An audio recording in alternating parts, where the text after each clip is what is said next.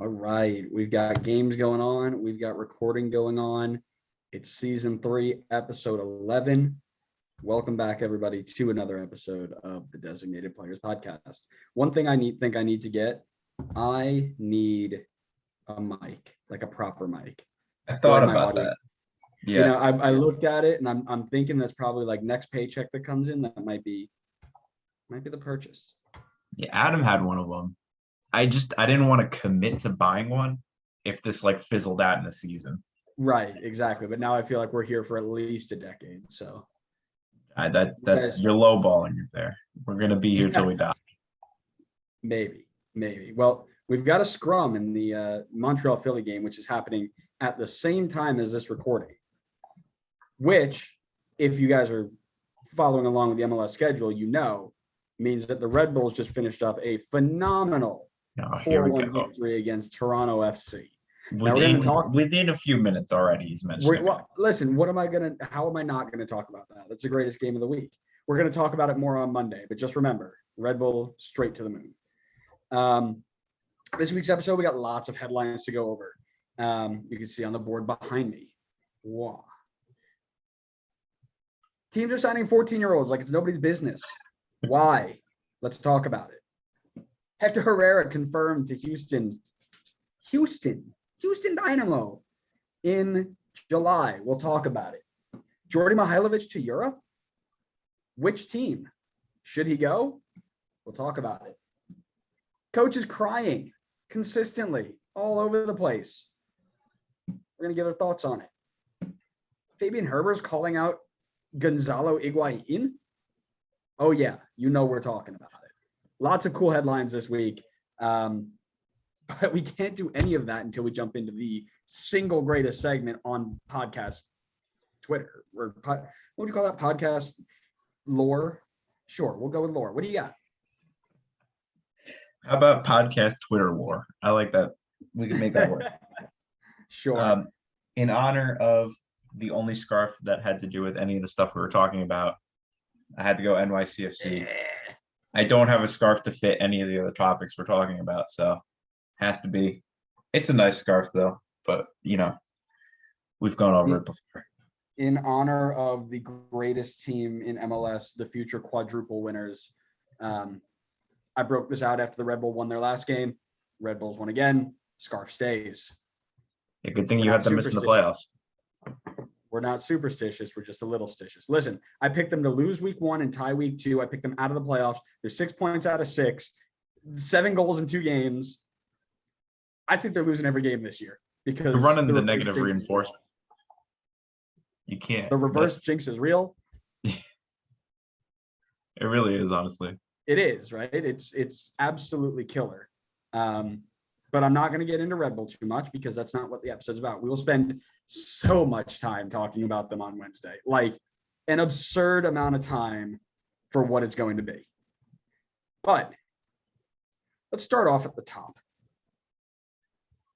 New York City FC, in case you were wondering, has signed 14-year-old homegrown player Maximo Carrizo as the youngest player in MLS history, younger than Axel, younger than Freddie Adu, younger than all of them. I want your thoughts right now. Just what do you think about the signing? What do you think? Correct me if I'm wrong, but they signed him on his 14th birthday, right? Correct. I believe he was 14 years and 0 days when they signed him. Yeah. Which is it was like 14 years and 1 minute. I believe is legitimately the youngest that you can possibly be to be signed to a pro contract, because I looked up on Google, I Googled what's the youngest age that you could be to start working, and they said 14. So I believe in regards to New York labor laws that they signed them as early as you possibly could. And at the end of the day, it's going to be nothing meaningful for a few years at least.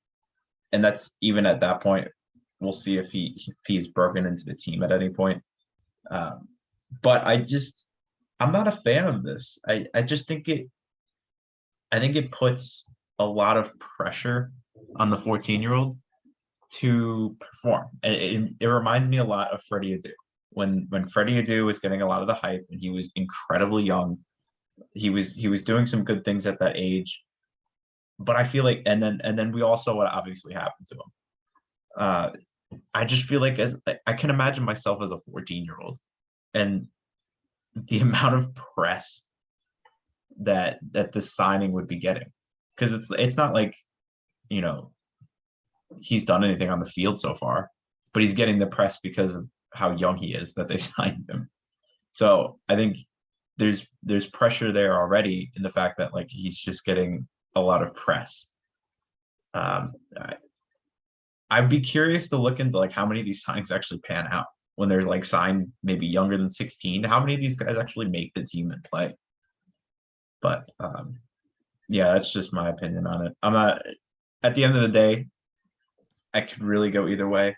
If I had to pick a side, I'd probably say I don't like it, but you know. So I just went and looked up pictures of this kid. You would need to do a lot to convince me that this kid is anything more than 100 pounds soaking wet. There's a picture of him sitting next to Maxime Chanot, and I swear to you, he looks like his kid.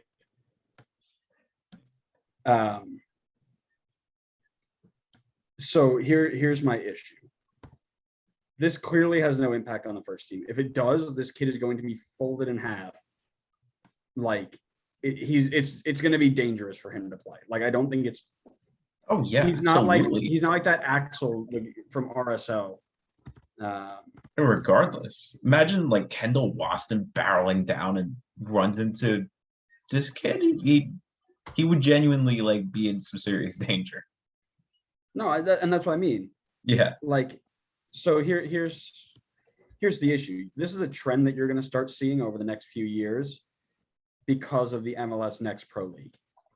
This league is simply there to develop talent, but it's basically a place where you can consolidate all of the MLS like development teams and play them together, I guess. But top teams from all over the world are going to just be, they're going to pay for their scouts to live there, because what they're going to do is try and poach these players from these academy teams just because they want them to play in Europe. And to my understanding, because MLS Next is it's an affiliate, like it doesn't have anything really to do with the league itself. And I might be wrong here. I dove into it and I couldn't find a lot on it. But if a team like, let's say Red Bull 2 that moves into MLS Next, if that team goes out and sells a player, all the money goes back to the Red Bull 2. It's a separate entity. So basically, you're going to see these kids get signed at 14 years old in 0 days, just because MLS teams are going to want to make money off of it, if that makes sense. Basically, if they sell them from MLS Next to Bayern Munich, Red Bull gets no money, unless there's some sort of handshake that I have not found any information on. But to my understanding, this is a completely separate entity. It's MLS with all of its entities, and then MLS Next is like its own Division 3 type of league. So now we're looking at teams going to be signing these kids from all over the place just simply so they can make money off a sale in 4 years. Because otherwise they're just going to poach them and say, go play for Bayern's academy. And, you know, you'll see more Weston McKinney's than you will Tyler Adams. I feel like I would imagine if with a lot of these teams that are going to be in MLS Next Pro, they're going to have the same owners. Like Atlanta United 2 doesn't have a separate owner from Atlanta United. So at the end of the day, if Atlanta United 2 were to sell somebody to Europe and get like a good price for it, which I highly doubt is going to be the case, because I would imagine MLS teams will poach the talent prior to Europe grabbing it. But if that were to happen, let's just say, I would imagine they would just take the money out of the entity, like Atlanta United 2, and then it all goes to it, most likely majority of it will go to the owner, in which case they can then reinvest in the MLS team as opposed to the MLS2 team. That would be my guess. This kind of transitioned into my next point about thoughts on the MLS Pro League. MLS Pro, from all the research that I've done in the last 48 hours, is going to be basically an independent league for all intents and purposes. Players are owned by the clubs. They're not entities of the league, not like MLS where the contract belongs to the league. It belongs to the teams. So clubs should be benefiting 100% from player sales, which is what we talked about. Likewise, there's no salary cap. This is going to be a third division league for a bunch of academy kids. I don't think that's really going to matter too much, but you're going to see two things happen. You're going to watch for 5 years and see what not having a salary cap and what allowing clubs to be, or allowing players to be part of a club and not part of the league, what that's going to look like. And maybe MLS takes notes from that. But I'm very curious to see if there's some sort of handshake going on. So you can sell players from that MLS2 or MLS Next, and the money will go to the owner, sure. But how are you allowed to reinvest that in MLS, right? So you can use it on your designated player slots, sure. But if you have all 3 of your DP slots filled, and now you sell a player from your MLS Next team, does that turn into Garber bucks? Right now, there's nothing that says that that's going to happen.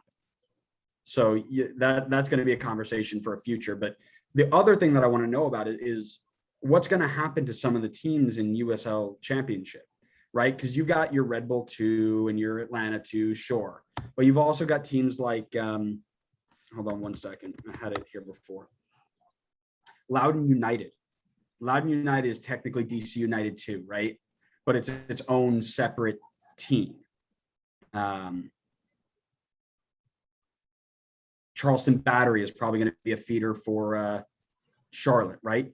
But if teams are going to create their own number 2 teams, these teams are going to have to either rebrand to, DC United 2 or whatever, or they're going to have to go find owners and basically start from the ground up again. So what I really think is going to happen is over the next 5 years, going to see a massive, drastic change in the American football landscape. Teams are going to start becoming either completely independent from MLS or completely tied to MLS, and there's going to be no in between. You're going to see creation of teams. You're going to see teams start folding. There are going to be lots of movement in these top 2 divisions to create this third division. There's no guaranteed security for some of those teams. From what I'm reading. Now, there could be more information that comes out in a couple months that ties into what MLS is going to do with MLS Next Pro. But from what I'm reading right now, this is the first, initial feeling that I'm getting. I'd imagine there's probably, I would say this is a step that is probably a step in the right direction for these like MLS2 teams, because I was just looking back at like the standings from the USL Championship last season, and pretty much all of the MLS2 teams were like near the bottom, if not rock bottom. Right. All right, so I think this was a good move for MLS2 teams because they really struggled in the USL Championship last year. And I'd imagine, I looked at the year before that as well. They don't really compete at the top level in the USL Championship. And, I guess that's pretty much expected because a lot of these MLS2 teams have like pretty young players for the most part. And, they're going up against guys on like Louisville City who are borderline MLS talent and like in their prime. So I think this league gives them an opportunity to play on a more level playing field.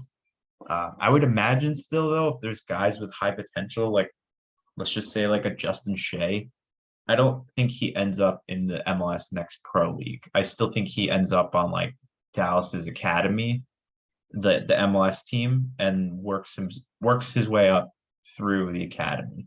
I would imagine that this is mostly going to be for players that get picked up maybe in like the draft or something, and just kind of testing him out, testing the waters, like seeing who plays well, who fits the system well. Like I know Red Bull does this with some of their players. They get guys, put them in Red Bull 2, kind of train them up and see which ones stick, which ones don't, and then they move them into the first team. But you're probably not going to see too many like budding superstars out of the next pro league, I would imagine. I would think that majority of those guys would be still with MLS academies as opposed to playing in that league. It's an interesting take, and that's another one too, right? What is this really going to be? Are we going to turn this into, like, for example, Red Bull 2, a lot of their players will be signed to Red Bull 2. Like Mandela Egbo had a contract with Red Bull, Jason Pendant contract with Red Bull, basically just playing in Red Bull 2. If it's going to be a separate entity, are they allowed to do that anymore? It's going to be lots of different things that come up here. But the last question I have for you on this is, what do you think this is going to mean for the way that MLS signings are, right? So right now you have a lot of people who are signing 2 MLS contracts, then being loaned out to the USL championship teams. Does this change where if it's a separate entity and you know they're going to be brought up, that you sign them directly to a USL championship team, and then they make a transfer up there? I'd imagine the loans would still likely take place. I would think that guys who maybe they think aren't ready for the MLS level will get loaned out to their affiliate teams in MLS Next. But I would think in terms of signings, in terms of like looking at it as a separate entity for MLS Next, I would think it's mostly going to be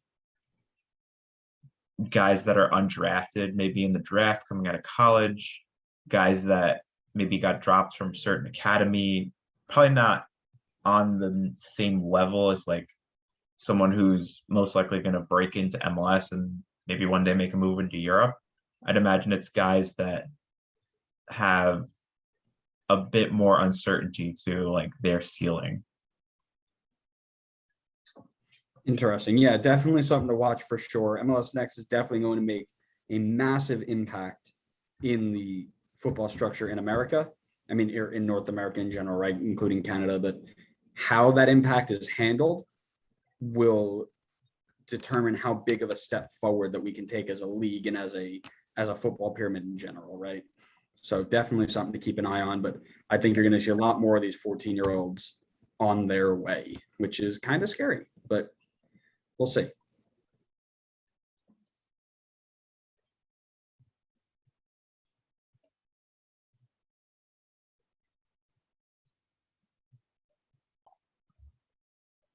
So we will move on to Double H in the H.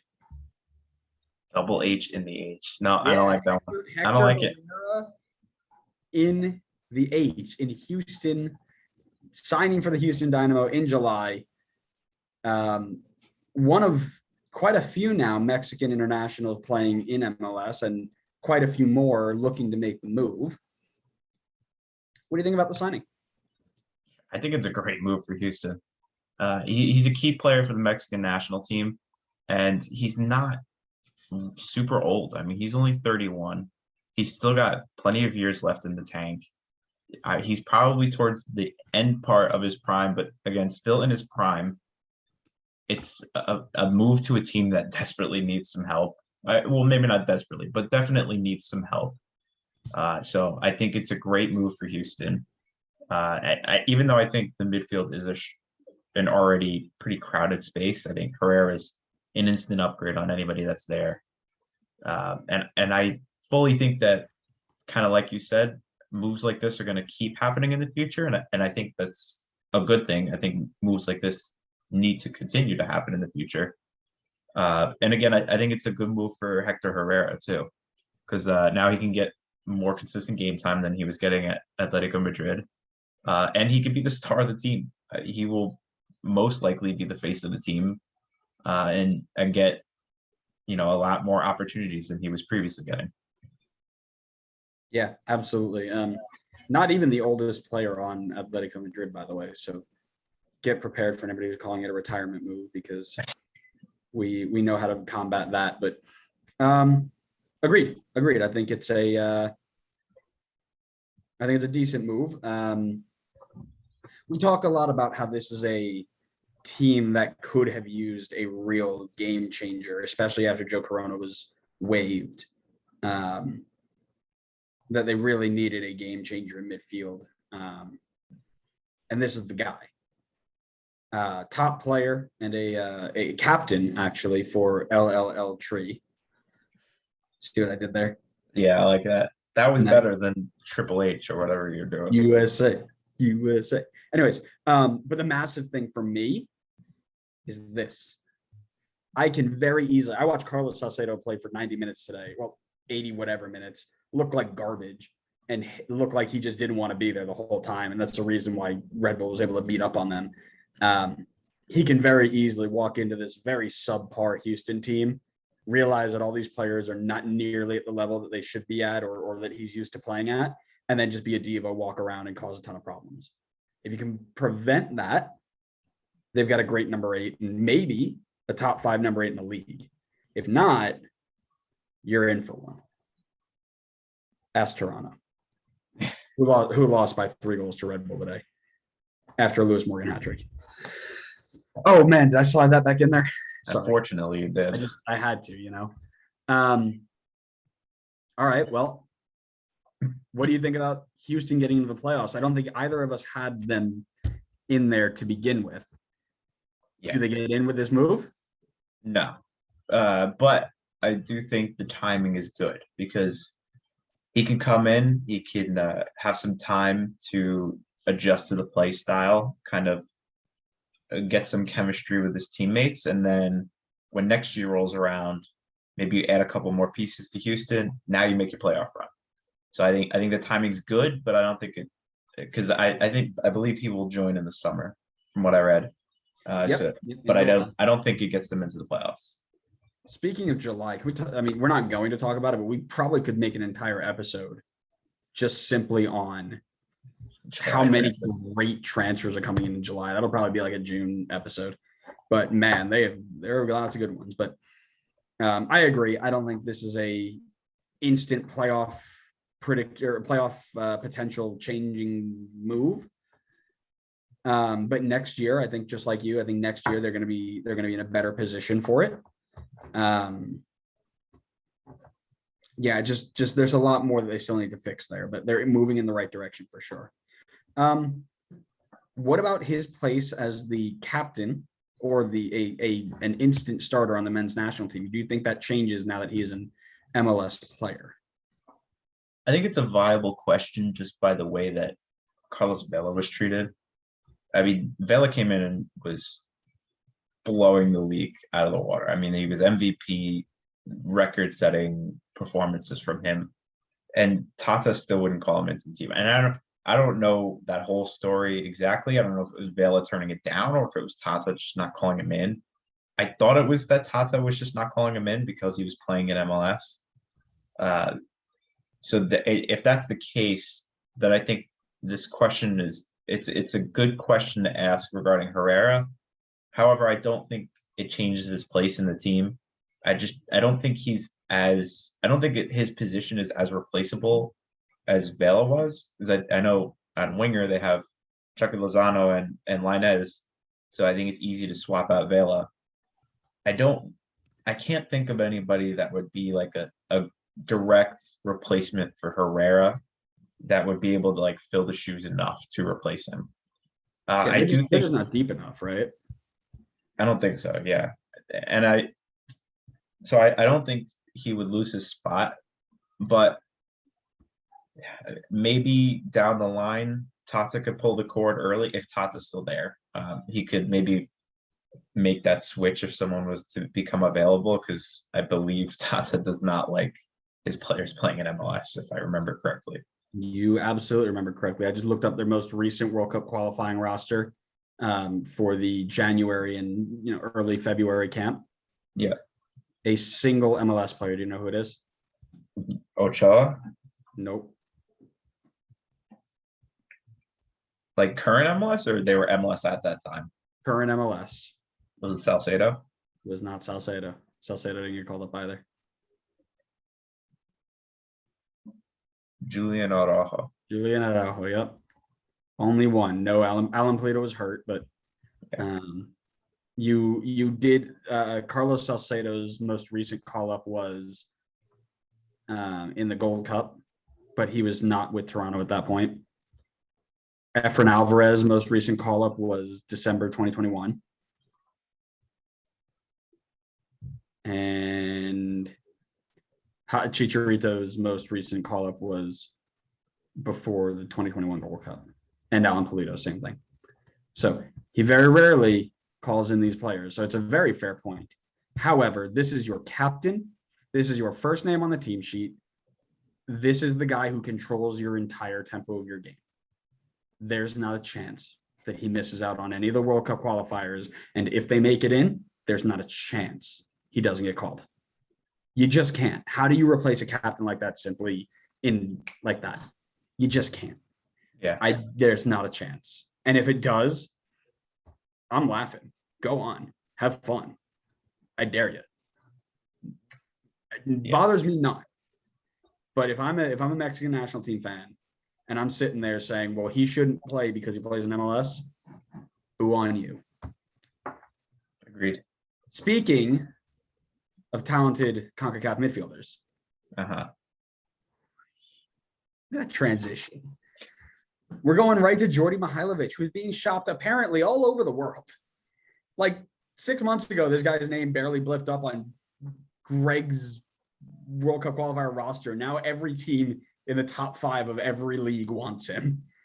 Roma, Bologna, Atalanta, Leverkusen, Dortmund, Everton, Newcastle, Leeds, and 3 different French clubs unnamed all are watching him with about an $8 million price tag on him. That's crazy for a guy that didn't even get called into our national team last camp. He still won't get called in. And he won't because he passes the ball forward. I now realize, side note, we could probably cut this out, but I realize now why everybody wants Paxton Pomykal in Greg's national team, because he doesn't go forward. Every time he touches the ball, it goes backwards. I watched him for 90 minutes today. 0 times did he go forward unless he was dribbling. Unbelievable. He fits the system. He fits the system. I love it. Do you think now's the right time for him to move right before a World Cup year, right before World Cup qualifiers? Do you think now's the right time to do it? If you're Djordje, I don't even think the World Cup crosses his mind because Greg doesn't even call him in now. So if he's not calling him in now, I highly doubt Greg's going to call him in for the World Cup. It's very unlikely. Not that I agree with it. I would much rather have Djordje over a few other guys on that team. But names, bro, hit the app button. Throw some names at Sebastian Lletget, at Christian Roldan. Don't hurt my super sub like that. Christian Roldan is a vital part of that team when he gets 40 minutes of a window. Listen, somebody's got to cry to the referee. All right. So I would say it would likely depend on the team.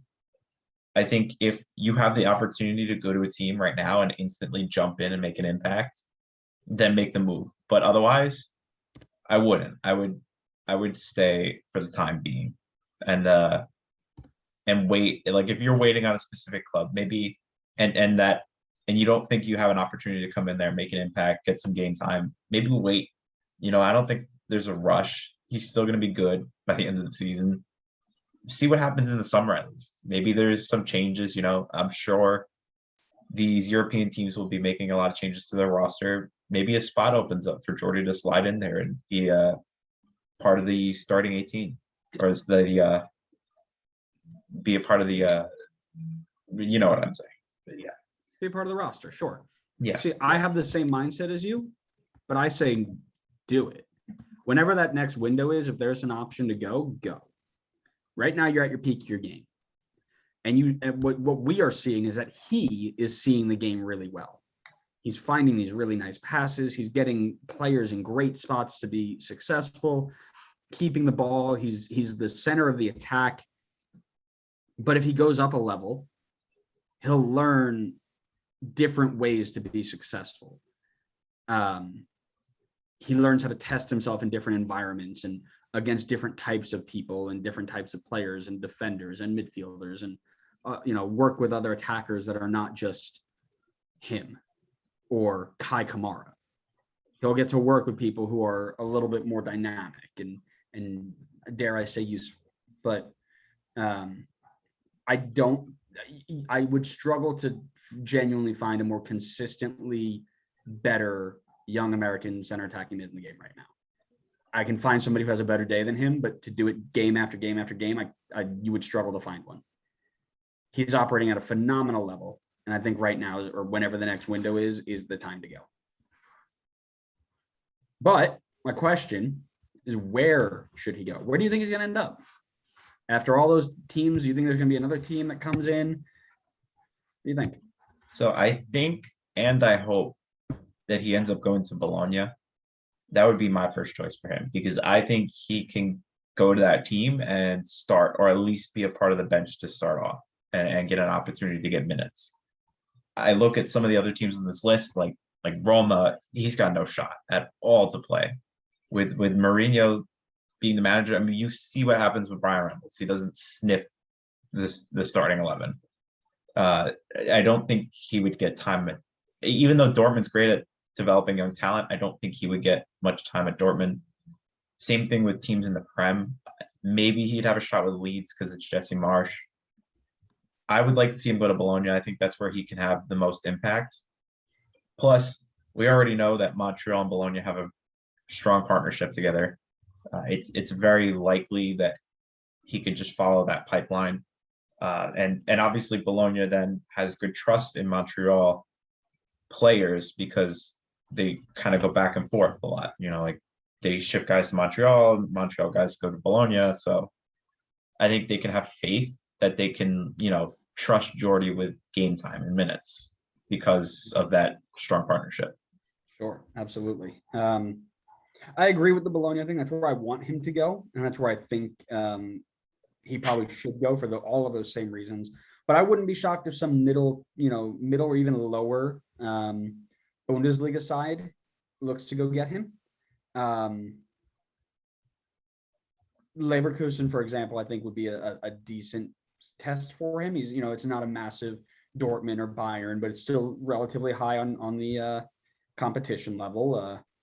Like I said, the Armenia Banfield one that George Bello moved to was, I think, perfect for him because there's not they're not expecting that team to win the world or the UEFA Champions League, right?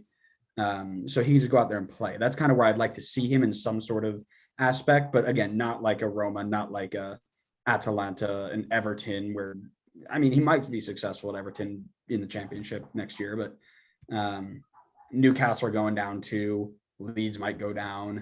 Newcastle's not going down. If I say it, it might happen, and then my team will survive. I don't know who the three French teams are, but I think he might even be successful there. It's definitely a different league, but you usually, whenever you watch an attacking sequence out of the French league, there's tons of space built into it. It's not very tiki-taka. It's very counterattack game and find the open lane and play it. I think he'd be successful there too. But yeah, I want him to go head over to Bologna, all for the same reasons you just said. The last one before we move on to our little bonus segment. Coaching Crybabies, for a PC version of what I'd actually like to call them. Matías Almeida comes straight out after Houston signs Hector Herrera and is like, man, good for Houston. It must be nice to have people who care and spend money. Like on a broadcast, like a press release. Hernan Losada at DCU comes out saying his team is not made for the playoffs this year because they didn't go out and get the right people, even after beating up on Charlotte last week. Jared Struber came in and said we have to be realistic with expectations after not getting the players he wanted.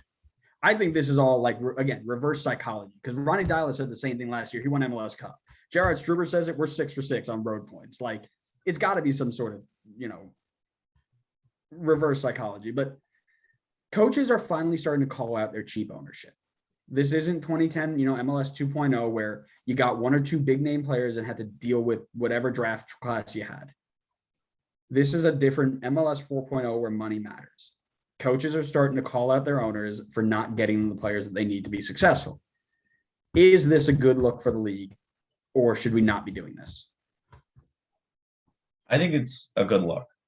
I think that we need to be calling out bad owners who don't want to spend, because the league is growing very quickly and the resources that this league has available to them are immense, and we need to be capitalizing on it if we want to continue to grow.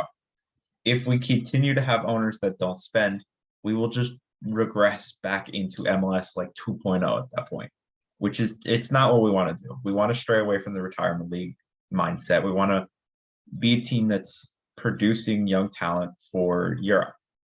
And if we're going to do that, then I think we need to keep putting money into it. And it doesn't necessarily have to be into transfer revenue.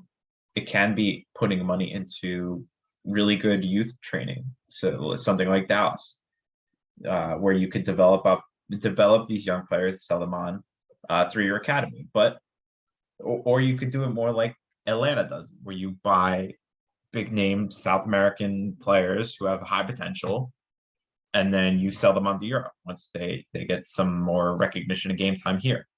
But I think it is a good look. They need to start calling out the owners that aren't going to spend the money, because I think we need to continue to develop the league and grow more. I agree. I'm completely on top of that. Again, basically for all the things you just said, we are trying to compete with global markets, and we still have owners who won't fill their DP slots. Why? And the growth of this league falls on the shoulder of the owners, right? Coaches can only make players so good. Players can only play so well. But to grow the league into being globally focused in a place where we are both creating good players and creating a league where players want to come to, it's all on the owners. The coaches can't do that. So it's really about how much are you willing to invest to see the future better than it is today. If you hire great coaches and expect them to make miracles out of nothing, you get nothing. There are no miracles. You just get nothing. Almeida specifically has made it clear that he's done with San Jose, but they had a ton of potential to be great if San Jose worked with him instead of expected him to work for them. Does that make sense? They expected him to just show up, take a pile of garbage, and make it shine, instead of getting him the players that he needed. And he just said, screw it, I'm done. Losada has called out a consistently underwhelming DC United board, whose best signing in the last 4 years was freaking Wayne Rooney. Consistently underwhelming. It will only be good for the league to force owners to be held accountable for the lack of action, and it will make us better. So I think you're spot on. Do you think with all of what we're doing, this is going to change the way that MLS owners are approaching the way that they spend? Or do you think it'll change the way that they hire people? And are they just going to hire yes men until they get fired? I think there is no shot that this changes the way that they spend. None. And it sucks. That's not how I want it to be. But yeah, listen, if the owners don't want to spend their money, they're not going to spend their money. And I don't think the coach calling them out is going to change that. It takes a lot of pressure on an owner for them to change the way that they view the team. And one thing that I feel like I've noticed, and this is common in England and in here in the US, a lot of these owners don't own the team because they're passionate about the sport. They own the team because it's a good business decision for them and it can make them money. In which case, if they're not passionate about it, they may not care to spend money. If you're Robert Kraft, he's consistently making money off of these like draft picks and young players that the team makes develops and ships off to Europe, and then he doesn't have to reinvest any of it. He spends it on Omar Gonzalez and Josie Altidore, which cost him probably like pennies. So then he could just collect all the profits. And I don't think it's going to change anything. To be fair, his 3 DPs are great signings. Yes, I think that they are great signings as well. But those were the first 3 good DPs he's hit on in like 10 Ever. years. Yeah. So I completely agree with you. I will add one thing to that, and that I do have some hope that the good owners, the new owners, will listen. The bad ones, the good owners will listen and change the way they spend. The bad ones will change the way they hire, and what you'll end up seeing is a disconnect between the good and the bad until somebody forces the owners out. Yeah, and I mean, it goes back to the same conversation that we've had ever since we started the podcast. You want a clear-cut way to get bad owners out, promotion relegation. Oh, yeah. Send them down to the next level if they don't want to spend the money. And in that case, they're going to start leaking money. And then if that's the case, they're either going to sell the team or the team's going to fold. We do not have time for a complete. I know. But we could do it. We actually have done it. You guys should go listen back to some of the episodes. We've done it. Oh, it's early on. Oh, it's very early. That was like episode 10, like 1.10. Yeah, exactly. But it was a good one. That was a good one. My last question. Let's say that we all know that this is going to make a change. We know for a fact that if you start complaining long enough, somebody will do something about it. Which coach needs to start screaming? I was waiting for this one. I've got No question to me. I've got a good one. It's Bruce Arena. No question to me. No, you're so wrong. No, I am not. No, Bruce Arena's got the 3 best DPs in the league. What do you mean? No, listen. Hold on. I don't want to listen. I don't want to listen to garbage. Stop it. Bruce built up and made New England a ton of money so far in just in the Tajon Buchanan sale in itself. They're going to make a ton more money because they have a lot of key players that they can sell on for good profit. Brandon Bye, Matt Turner, they just sold probably for good money. I don't remember what he went for. Henry Kessler, Buxa's going rumored for like 10 million. It's crazy. These guys were not valued at this before Bruce came in. Bruce was the one that built them up and sold them on for profit. And then what reinforcements does Bruce get this year after they sell on some of their players? Omar Gonzalez, Josie Altidore. Sebastian Lletget, U.S. national team extraordinaire. Yeah. So, listen, until one of those all right, so let me ask you this then. Who do you bring in with 3 designated players? Where do you spend that money? And what do you spend? And what position are you spending it on? You don't necessarily have to spend on bringing in like a DP player right away, but you can spend the money to go get like a nice goalkeeper replacement for Matt Turner. Go spend some of the money to bring in somebody outside of the league who's gonna lock it down in goal. I know that they have their 3 DPs at the moment are Heel, Bow, and Buxa. Yep. Okay. I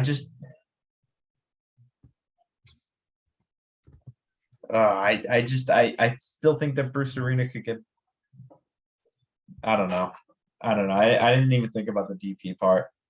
So. But I said Bruce because my mindset was thinking like Lorenzo Insigne type signing, and I was thinking to myself, we don't even need to question what would Bruce Arena do with like essentially unlimited resources, because we know what he would do with it, because we already saw him do it with the LA Galaxy when they were the most dominant MLS team in MLS history. So 2017 Toronto FC would like a word. Sorry, the most dominant franchise for a period dynasty. in MLS history. You want the word dynasty. Dynasty, yes, thank you. That's the right word. They were the most dominant MLS dynasty in history. And that was when he had basically at the time unlimited resources. And he had Beckham, he had Donovan. I mean, they were. Who was the last one? Come on, I know you were just about to forget it. Beckham, Donovan. I don't think was Keane there at that point. Yes, of course he was. I didn't know if for some reason I thought he was a little later, like This is why we 20. don't let you think. Well, or whatever. The only correct answer. I'm going to cut you off. I'm tired of listening to you try and babble. The only correct answer is Robin Fraser in Colorado. That man needs to be on every rooftop screaming for a striker. You were playing Jordan Lewis up top with Diego Rubio on the bench because he has gone out and they brought in a 19-year-old attacking midfielder instead of gotten somebody who can score goals. Robin Fraser needs to be screaming for a striker. That's the answer. But it was a great try. I really do appreciate your effort. I still stick by my answer. Can you wrong. imagine like what Bruce could do if they had like the same ambitious sign? I know they have 3 strong DPs right now, but imagine you got like Lorenzo Insigne level type of players for Bruce to work with. I mean, I don't think New England would ever lose another supporter shield for like the next 5 years at least. Okay. So when I put out a tweet at the end of this episode that says which coach has more to complain about their owner, Bruce Arena at New England or Robin Fraser in Colorado, and everybody says Colorado, what do I get to do? Or what do I get? Most of these guys were signed, I think, before even Bruce got here, right? Exactly. So what else are they going to give him? They brought him in, set him up for success. Yes, and Boots is like already almost out the door. And their replacement signing was Josie. They haven't replaced Turner at all. I think at the moment they are okay because they still have Boots on the roster at the moment, because Heel is still here, and because Bo is still here. But at some point in time, those spots are going to open up, and they don't have a plan, or it doesn't seem like they have a plan at the moment to replace them. So I think really quick look at the standings here. Oh yeah, they're above Atlanta. They're above Atlanta because they played 2 games already. All right, listen, again, details don't matter. I think the Fraser one is a good shout. It's a good shout. It's a better shout than Bruce Arena. Listen, they bought Robin Fraser, Kellen Acosta. You can't say anything else. Like, what better signing should you need? What do you mean? They sold Kellen Acosta from Robin Fraser. Well, didn't they buy him, Kellen Acosta, also? When did Fraser start? Like a year and a half ago. I don't believe you. Anyways, do you want to chat about Fabian Herbers? I want to look at Robin Fraser first. All right, I'm going to start talking about Fabian Herbers while you do that. Fabian Herbers on his podcast with Julian Gressel, which I didn't know existed. I don't think a lot of people knew existed. Was it Z Soccer Podcast? Yeah, but you got to say it like you're a German. That's the best I can do. Z Soccer Podcast. Z Soccer Podcast. I think you just went Russian. Man, I told you I'm not good with accents. Soccer, life in the U.S., and everything in between. Germans Julian Gressel and Fabian Herbers, first competitors, now friends, share their weekly experiences on and off the field as they manage their way through MLS soccer. Get the inside perspective on their personal lives, cultural challenges, and the German view of the beautiful game. Pragmatic, honest, and direct. I really like that. They put out weekly episodes, man. They've been going since before I think MLS's back started. 2021. No, I think they went back to like 2020. Oh no, it might have been 2021. Yeah, 2021. Anyways, that's super cool. Those guys have a podcast, but on that podcast, Julian asked Fabian Herbers after the game against Miami if he had gotten Gonzalo Higuain's jersey. And because we are a family podcast, we won't repeat exactly what he said, but essentially he said, screw that guy. That guy sucks. He's got a terrible attitude. I would never want to be teammates with this guy. He looks like an awful person to play with. Screw that guy. Wow. That's the first time I've ever heard anybody like openly just call somebody, like NBA players all the time. I feel like you see tweets come out that are just like, yeah, that guy sucks. Like people are not afraid to tell anybody. I feel like this is the first time I've ever seen an MLS player do that. Thoughts? I think it's fantastic. I mean, if you've been listening to our podcast for a while, you know how we feel about Gonzalo Higuain. We are not fans, to sum it up for you. We basically had the same mindset that Fabian had. It doesn't seem like he cares to be here at all. He's here to collect a paycheck, score a couple of penalties, and then call it a day. And you know what? I'm fine with Miami suffering with that, because that's the hole that they dug themselves. They put themselves in that hole when they went and signed Higuain and Matuidi because they were desperate to get big names, and they flopped on them big time.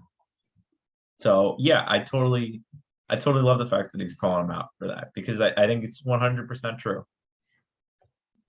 The league needs more drama. We don't have enough drama. So Agreed. we're gonna do that. And but yeah, right. He's not wrong. I feel like I would hate playing with somebody like Gonzalo Higuain. It just I don't watch enough Miami to be completely sure, but from what I saw of him in 2020, he is the type of guy that we always talk about you don't want to sign. The person who thinks he's going to show up, get a paycheck, and leave. But for somebody to call him out like that, that's super cool. We need to get those guys on the podcast, I think. I want to see the next Chicago Inter Miami game. That's going to be interesting. Well, it'd be Chicago DC United, right? Are you talking about the two of them playing against each other, or I'm talking about Fabian and Gonzalo playing. Gotcha. Okay. No, that'd be super cool. I think it would be I hope it gives us the drama that we've been looking for in the league. I'm about to say, yeah, they go up against each other, get all face to face. That'd be pretty neat. I don't have a lot more to add on that. That was something I just figured out like early today, late yesterday. So, you got anything else you want to talk about? I feel like that's kind of just a nice natural stopping point. I'm looking at all of Colorado's transfers to see if they've actually spent money or not. Well, to fill this dead air. But they've done some. They haven't spent crazy money. They've never done like Atlanta spending. Sure, nobody's done Atlanta spending. Atlanta's got 4 of the top 5 signings in the league history. FCC tries sometimes. They just doesn't work out. They definitely do. To fill your dead air, SKC's got a 1-0 lead, 87th minute. Philly's up 2-1 on Montreal in the 71st. So. Yeah, I'll concede on the coach one. I think Robin Fraser is probably a better shout. But I would be very interested to see Bruce Arena build the team that he wants in New England. I would like to hear you say it before we end. Should you say what? Tell me I was right. You were right. Thank you. That's all I need to hear in my life. You know that. What's the question of the day? We need a question of the day. We got time. I don't even think we've been going an hour. We're done. I'm not doing this anymore. Oh, boo. All right. Thanks everyone for listening. We hope you enjoyed this little recap of the headlines of MLS Week 2. I really enjoy these. I don't know about you, but I really enjoy doing these weekly recap type of episodes. I think they're a lot more fun. We hope you like them too. Make sure you subscribe everywhere you get your podcast so you know when we go live. Following us on all forms of social media, Facebook, Twitter, Instagram, YouTube, TikTok. Just search the Designated Players Podcast. We will pop up. You got requests or anything you want us to talk about, hit us an email at thedppod@gmail.com. Haven't said that one in a while. Haven't plugged the old email in a little bit, but and other than that, you got anything else you really want to say? I know you've been talking a lot of garbage today, but no, I'm warming up for the Wednesday episode. It's Wednesday's going to be good. Make sure you stick around for our weekly recap episode of the games where we talk about Lewis Morgan, the Red Bulls. That's all you're going to talk about. Is that all? That's probably all we need to talk about, right? No, that's all you're going to talk about. Sure. All right. Well, we'll see you on Wednesday then, or we'll see you on the live stream tonight. I know, well, the live stream will be past when you guys are listening to this, but we live stream again tonight. Charlotte versus LA. We'll put it on the air. Quick prediction. What do you got?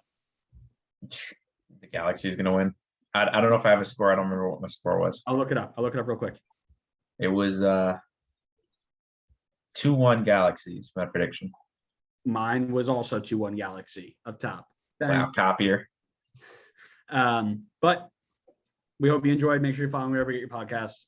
Leave us some note and answer our Twitter poll. Who deserved a better owner, Robin Fraser or Bruce Arena? Bye.